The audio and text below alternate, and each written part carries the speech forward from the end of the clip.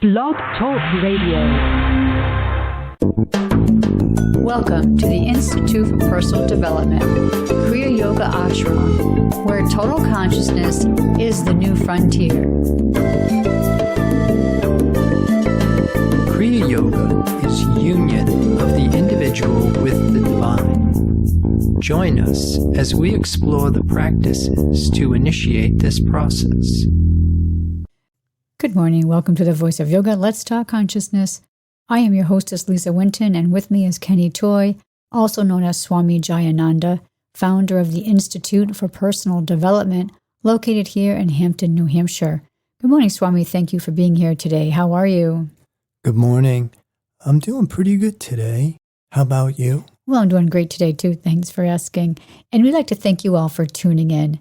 Today in the Voice of Yoga, we will talk about total consciousness as the new frontier and how to realize the omnipresence of this divine truth.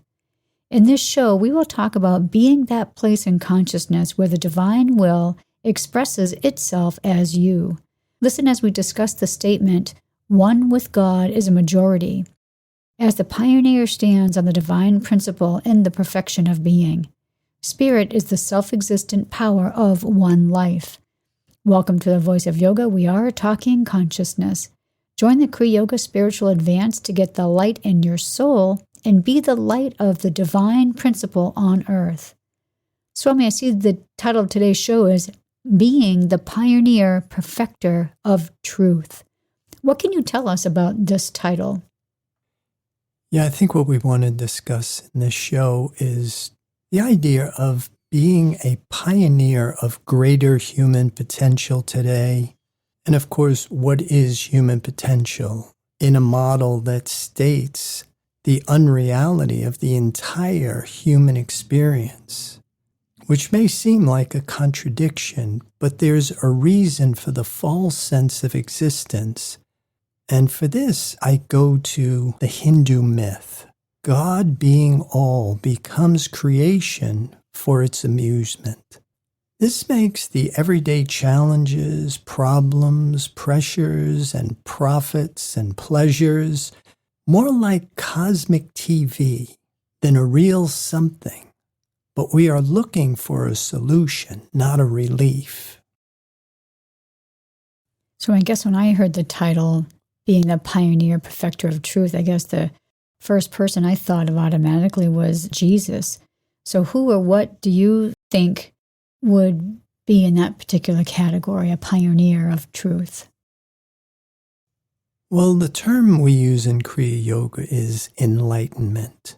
Anybody who has attained this level of realization of the one perfect divine life as the only life there is.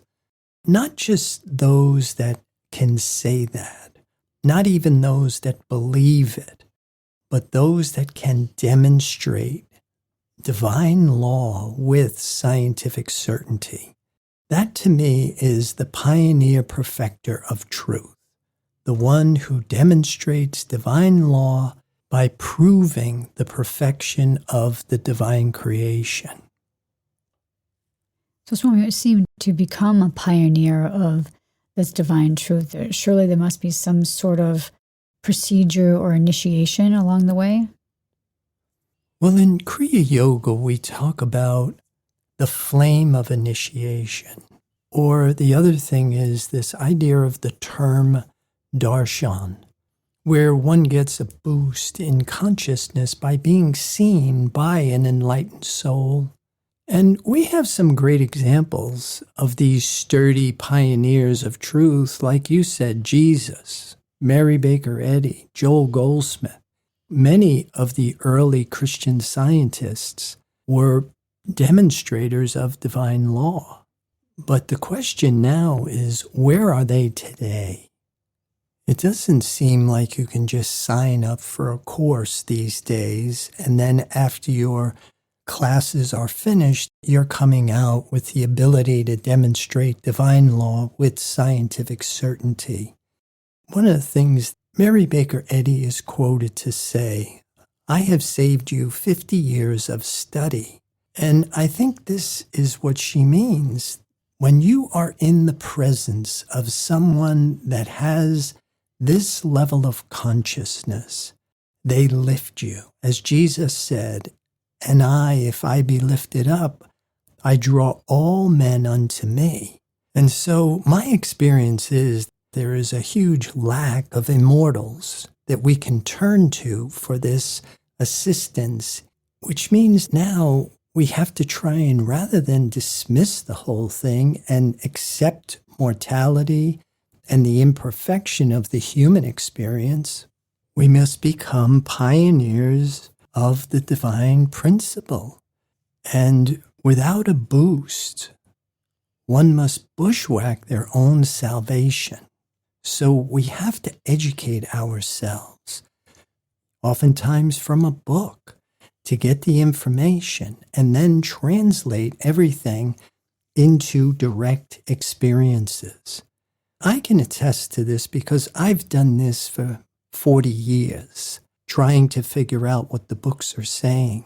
And the thing that really helped me with Christian Science is the idea of putting healing on the table. You can think you're spiritual. You can talk spirituality.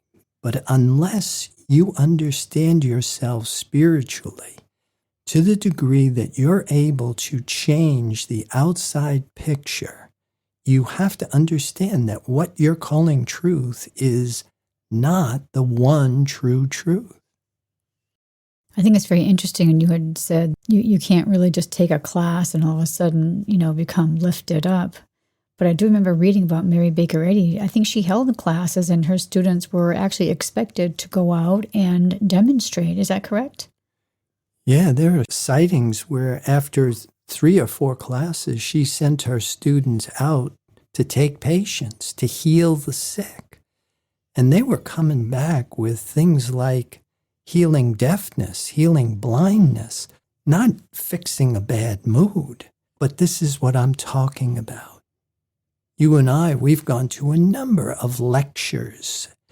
We go to the lecture, and sometimes the lecturer is telling us about their experience, that they went to a lecture and they came away with what happened.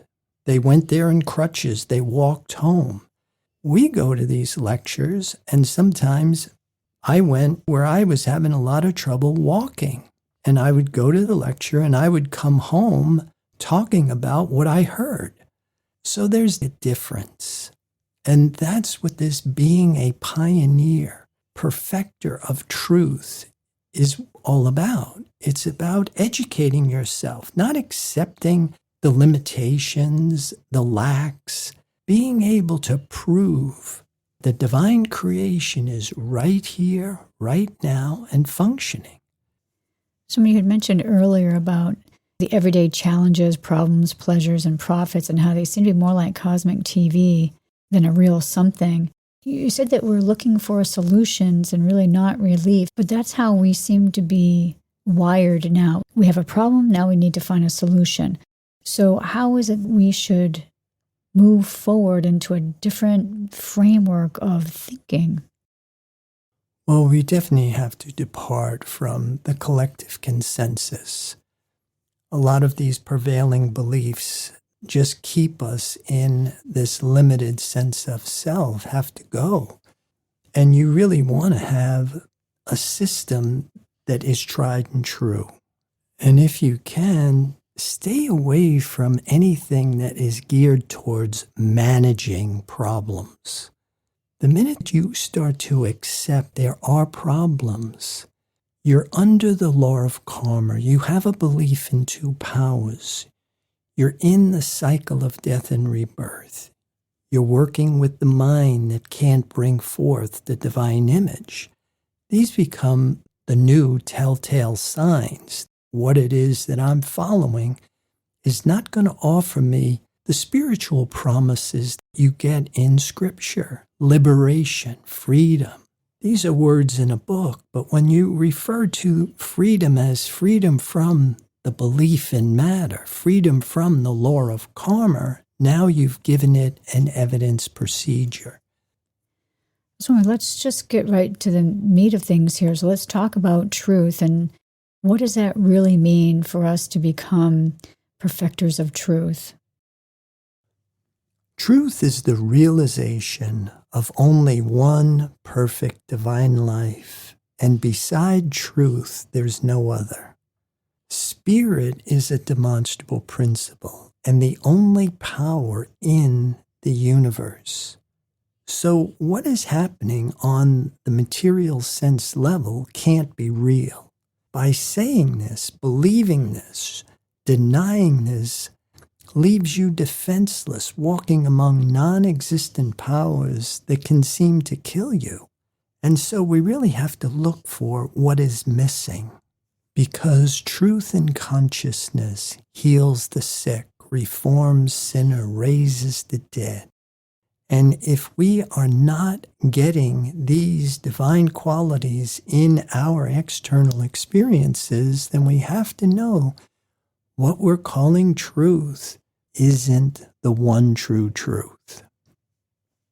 Well, can we talk more about this development? I know in other shows we have talked about the 8 essential stages in yoga that can lead to our spiritual development. So how can we apply that to what we're talking about today? Yeah, one of the reasons why I really like Christian Science and the Kriya Yoga we teach. Christian Science has a rule and an outcome.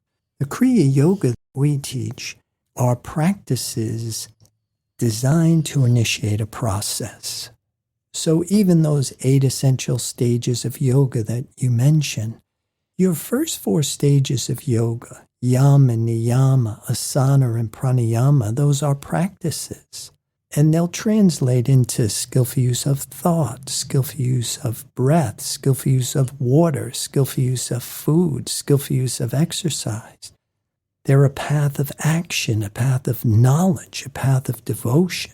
It's what I would consider to be a tried and true system, but they are designed to do something.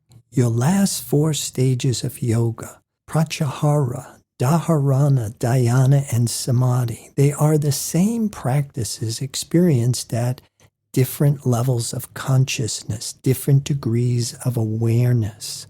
This idea of process is really helpful if you understand that. And we use, of course, the metamorphosis of a butterfly, that a caterpillar is born a caterpillar. It's not born a butterfly. And caterpillars go into a chrysalis, and then they emerge as the butterfly.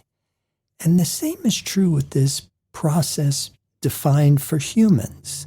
The Christian myth, the crucifixion of the body, the resurrection of the Son, the reunion with the Father.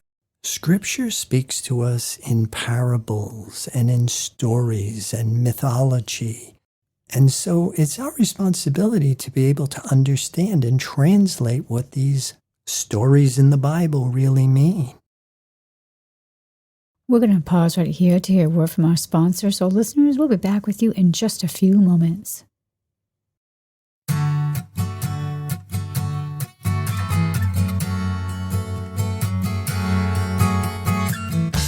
Institute for Personal Development Incorporated is a Kriya Yoga ashram offering yoga classes in all 8 stages of Kriya Yoga, including classes, personal training, teacher training, residential program, online live classes, and online products for self-discovery and transformation. Discover, learn, and practice one of the oldest and purest forms of yoga, Kriya Yoga, by uniting ancient religion with modern science.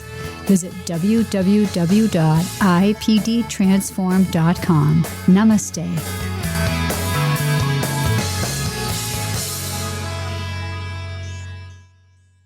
Welcome back. For those who are just joining us, you're listening to The Voice of Yoga, and we are talking consciousness. So I'd like to get back to talking more about the concept of this development.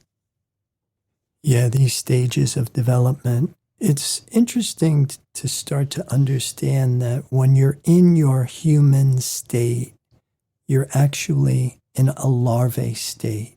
As we develop from our initial state in development, which is unconscious awareness, where we're really not much better than an animal.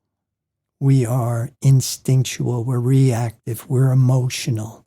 And in earlier times, they had points of passage and rites of passage in order to assist a human being to come out of this regressive cycle that we are born into. And today, of course, these rituals, ceremonies, ordeals, ascetic practices are empty forms. They're on the junk pile with the flat earth theory. We don't need them anymore. We have therapy. We have all kinds of pills that we take to help us manage these conditions. And most of our problems really stem from the simple fact that we're not growing psychologically and spiritually in a positive direction. And we're experiencing a kickback from this unlived latent potential to grow, to be a whole human being or to be a whole person. But we don't have that information readily available.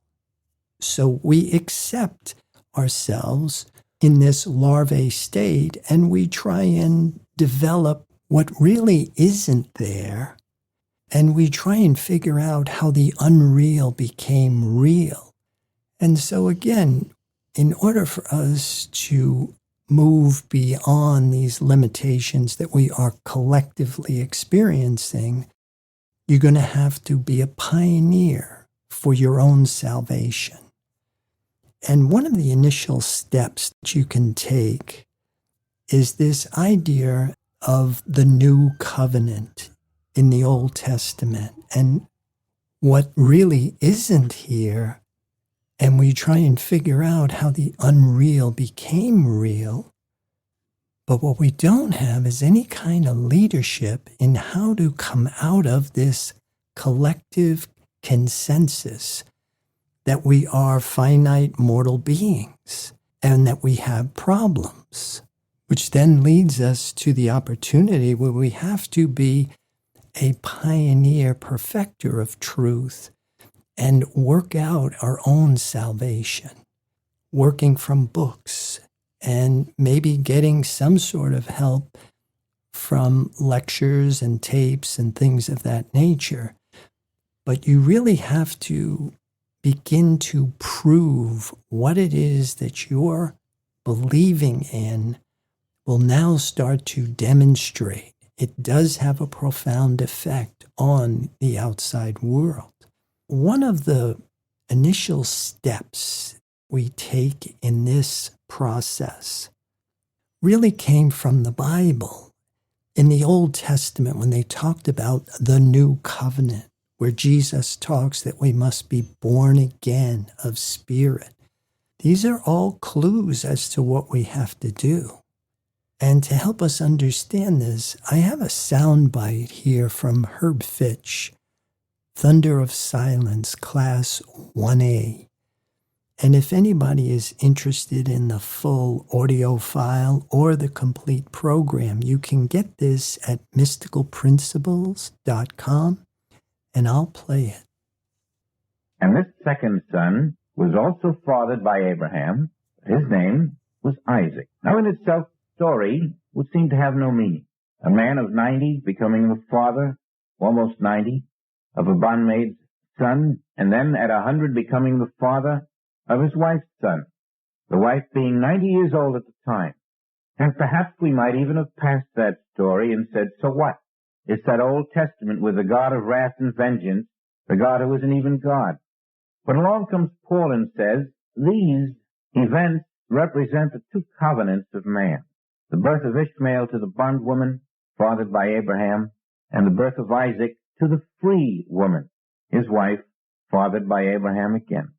And Joel thinks so much of Paul's statement that he makes it the beginning of his book. So we have to look at it. We have to find what that means to us. And we see a very interesting thing. As we look back through the Old Testament, we find similar events taking place with Cain and Abel, with Ham and Seth, and later with Isaac's children, Esau and Jacob. Always the first is unruly and what is called a natural child. But the second, as in the case of Jacob and Isaac, has a new quality, a spiritual quality. And although this was not clear at the time it was written, it has become clear that these two always represent one, the first birth and the second birth. We were being told by the prophets that after the first birth, the natural birth of the flesh, we have a choice for a second birth. Ishmael, the willful one, can become Isaac, the spiritual one. Cain can become Abel. Esau can become Jacob. Ham can become Seth.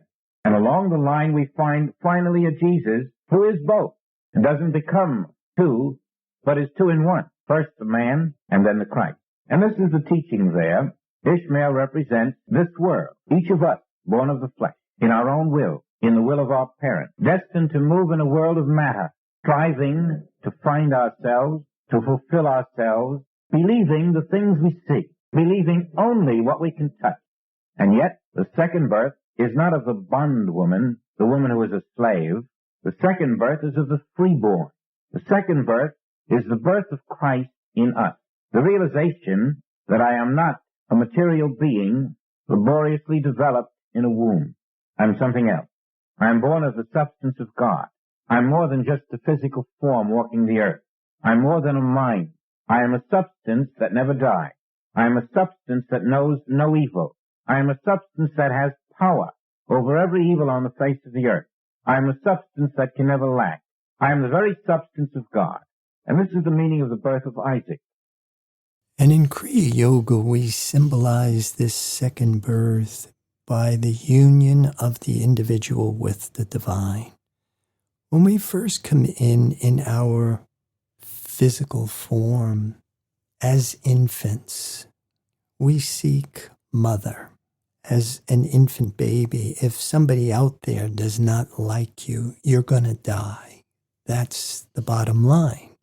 But now, if you are in your teens, your 20s, your 30s, your 40s, your 50s, your 60s, and you're still secretly seeking approval from mother, something isn't keeping step with your development.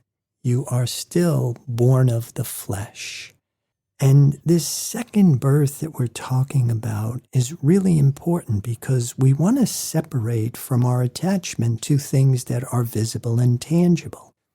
And we want to rejoin, not with something that's invisible but tangible, but rejoin with that which is invisible and intangible. And so it becomes a little bit more complicated. But what we basically start to do is we internalize a new symbol that we use for validation. As infants, we used what was visible and tangible. But now, as we start to develop, we internalize what is invisible and intangible. We acquire a taste for that which is invisible and intangible. But it becomes a reliable, dependable resource, now enables us no longer to be seeking outside ourselves for validation or approval, but now we are joined with something that's inexhaustible. The divine creation is pure, powerful, inexhaustible, reliable, dependable, and your whole inner environment is supported by your relationship with this inexhaustible resource. And in Kriya Yoga, we call that training the mind to serve spirit, and then training the body to serve the mind with that internalized symbol. When spirit becomes your source of sustenance, the panel is wired, the lid is off. Then also what begins to happen is what we call the physics of spirituality. Like attracts like. If you draw from fear and limitation, what is visible and tangible, that's what you become. But if you draw from truth and wholeness, that which is invisible and intangible, that's what you become, truth and wholeness. So the joining of the mind-body complex with the divine idea becomes this inner marriage, where you now internalize what you really do need as your symbol for validation. Now we're talking about here the mortal concept of being a good human, or are we talking about you become a good human because you have this divine principle in your consciousness? Yeah, for me, I really think this is the pitfall of what we'll call orthodox religion, this idea of becoming a good human being. And what is wrong with being a good human? There's nothing intrinsically evil with the human experience. We can remain there indefinitely under the law of karma. But for those who are looking for the truth and nothing but the truth, mortality will not do. And what I really like about this idea of being a good human, there's a lecture by a Christian scientist. His name is Mark Sappenfield, and his lecture is available on YouTube for anybody who's interested in it. And it took place on August 28th in 2021. And it's titled on What is the World Asking of Christian Science? Where he talks about the 666 of Revelation as complete imperfection, or the acceptance of mortality as reality. He also explains the importance of spiritual understanding as the true source of sustenance, and how and why well-meaning human secularism isn't enough. We need to be taught how to become whole in the same way a wolf must be taught to hunt food. Instinct only goes so far, and it needs help. And this is where we learn this union with the divine becomes a much better mode of operation, a practical guide for highly effective living. You're no longer looking for external reinforcement. We used to talk about the 100-monkey theory. And now you start to learn that one with God is the majority. When you are in tandem with something that is pure, powerful, sacred, inexhaustible, and never lets you down, and it's not apart from you, it is actually who you are. And it is the only reality, the only self-existent power in this universe. It's absolute goodness. It's not a mix of good and evil. It doesn't have a beginning and an ending. It is changeless, perfect, and pure. And all we really have to do is replicate that. Remember, we need laws to uphold the conduct done naturally by a human in the adult state, because humans in spiritual identity are virtuous by nature. We have something here from Joel Goldsmith, Heart of Mysticism. I'll read it. Only those of pioneer dispositions or with an adventurous spirit within can get the utmost from prayer. The word itself, having a supplicatory association, would disguise this fact. But anyone having explored the path of prayer for any period of time can tell you it is a glorious new adventure in living, the opening up of an heretofore unexplored realm. The dropping away of horizons is perhaps the first step. Then old concepts slawed off one by one, and you begin to find you have never known yourself. End of quote. So here, prayer is union with the divine. Well, it's that time to start breaking down our show for today. So listeners, be sure to visit the website, www.ipdtransform.com. At the bottom of every page on the website, there are several buttons there that you can choose from to explore further, as well as Swami Says recent posts. Swami, any final thoughts about today's program? Well, I would like to encourage people to join the Kriya Yoga Spiritual Advance to get the light in your soul and be the light of the divine principle on earth. Namaste. Thank you for listening to our program, The Voice of Yoga. This is Lisa Winton along with Swami Jayananda signing off. Have a wonderful Kriya Yoga kind of day. Namaste.